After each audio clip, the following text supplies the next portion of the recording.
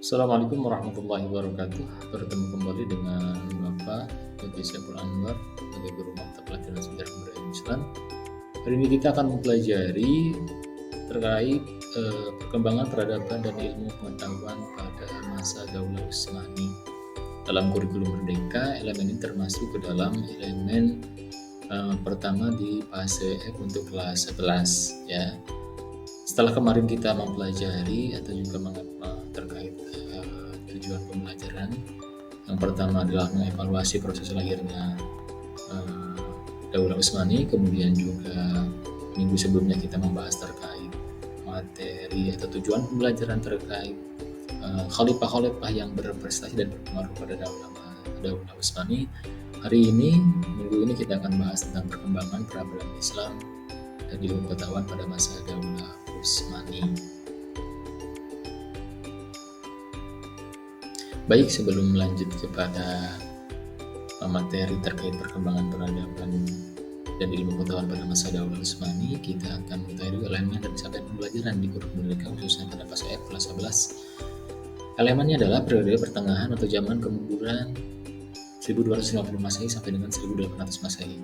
Untuk capaian pembelajarannya, peserta didik dapat mengevaluasi proses lahirnya Daulah Utsmani, kemudian juga Daulah Mogol, Daulah Safawi, dan perkembangan peradaban dan ilmu pengetahuan di tiga daulah ini sebagai inspirasi dalam menciptakan kehidupan yang harmonis, toleran, dan moderat dalam kehidupan berbangsa dan bernegara.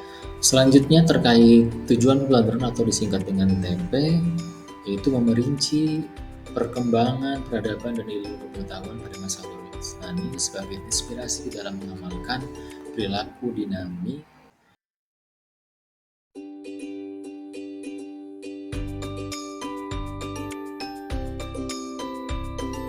Islam sangat mengedepankan pendidikan.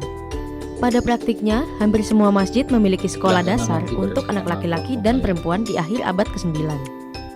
Hal itulah yang membuat peradabannya maju di masa lalu ketika Eropa sedang mengalami gelapnya abad pertengahan.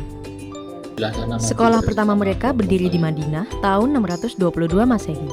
Saat itu, umat muslim di abad pertengahan adalah orang-orang yang haus akan ilmu dan selalu ingin mempelajari sesuatu. Cara pembelajarannya berbeda dengan masa modern. Para guru yang disebut ahlal almun, yang berarti ahli ilmu, berpindah dari satu tempat ke tempat lain untuk menyebarkan ilmu ke umat Islam yang ada di berbagai kota. Biasanya, para guru ini dipanggil oleh penduduk kota yang kaya untuk mengajar anak mereka di rumah. Sementara, anak-anak baru mulai bersekolah pada usia 6 tahun seperti yang dipraktikkan hari ini. Keahlian awal yang diajarkan adalah ilmu agama seperti menulis ayat-ayat Al-Quran dan 99 nama Allah atau Asmaul Husna. Di sekolahan Islam selalu ada lorong yang mengarah ke halaman.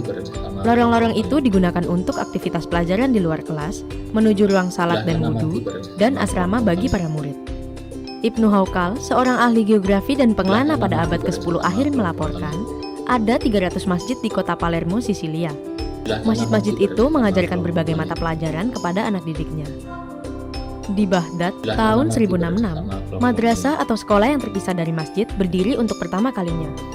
Suasana pembelajaran di dalam kelas sangat serius, seperti tidak boleh bicara, tertawa, atau bercanda. Ada 4 jenis sekolah muslim, yaitu sekolah dasar, sekolah tinggi, sekolah agama, dan sekolah kedokteran. Kebanyakan sekolah memiliki perpustakaan dengan ragam buku yang membahas topik yang tinggi seperti ilmu kimia, fisika, dan astronomi. Semuanya bertuliskan dengan bahasa Arab. Jika pendidikan hari ini mengenal sistem pembayaran sekolah dan biaya setiap semester, hal itu tidak berlaku pada peradaban muslim. Semua murid yang belajar di sekolah diberi buku, uang saku, dan dapat tinggal di asrama secara gratis. Lantas, dari mana uang yang masuk untuk sekolah? Semua berasal dari aukaf atau dana wakaf yang dikumpulkan oleh dinas tertentu dan dikelola untuk membangun sekolah, termasuk gaji guru dan makanan untuk siswa. Pendidikan yang lebih tinggi muncul berkat kalangan ulama yang memandang ilmu dan iman saling berhubungan. Pada akhirnya, semangat ini membuat berdirinya berbagai universitas di peradaban Islam. Yang berikutnya memicu kebangkitan dunia pendidikan ke dunia baru. Revolusi pendidikan terjadi pada abad ke-15 oleh Kesultanan Ottoman di Turki. Mereka mendirikan pusat pembelajaran atau komplek yang memiliki masjid, sekolah, rumah sakit,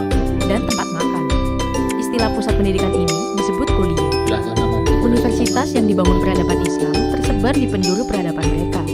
Tercatat, Universitas Besar Peradaban Islam yang paling selatan terletak di Timbuktu, Mali, Barat Afrika. Pada abad ke-12, universitas itu bahkan menampung sekitar 25.000 mahasiswa. Sedangkan universitas tertua adalah University of Al-Qarawiyyin di Fez, Maroko, yang masih aktif hingga sekarang.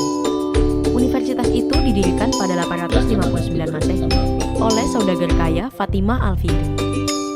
Para mahasiswa di universitas ini menjalankan kuliahnya seperti kampus zaman sekarang. Mereka mengikuti ujian masuk, bergabung dengan kelompok belajar, dan harus mengikuti ujian akhir untuk bisa lulus kuliah. Kampusnya pun dilengkapi dengan teknologi tinggi pada masanya untuk bidang astronomi, jam matahari, jam pasir, dan jam air. Semua itu bisa digunakan mahasiswa untuk menghitung waktu di laboratorium ruang waktu yang diawasi oleh Al-Muwaqit atau pengawas waktu.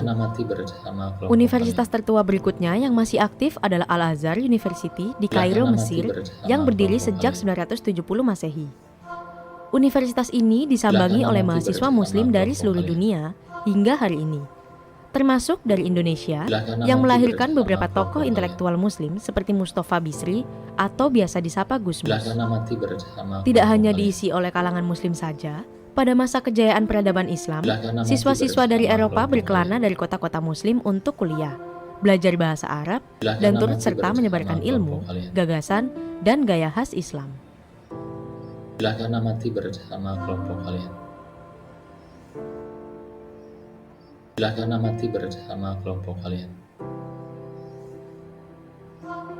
Silakan amati bersama kelompok kalian. Tugasnya dalam pembelajaran hari ini adalah yang pertama, silakan amati video belajar tersebut, kemudian juga analisis video tersebut, diskusikan bersama kelompok kalian masing-masing setelah tadi kita bentuk kelompoknya.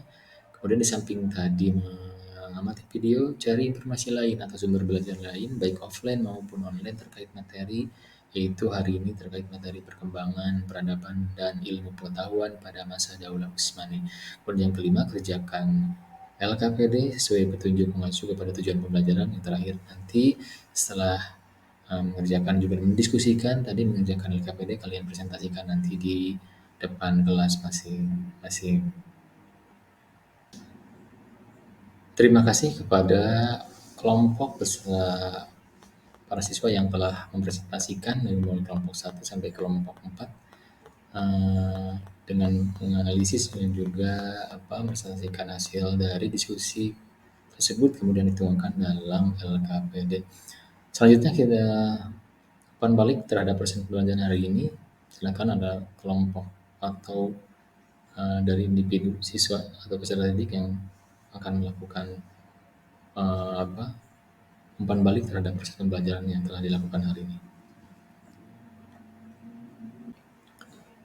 Alhamdulillah, untuk hari ini pembelajaran berjalan dengan efektif juga menarik.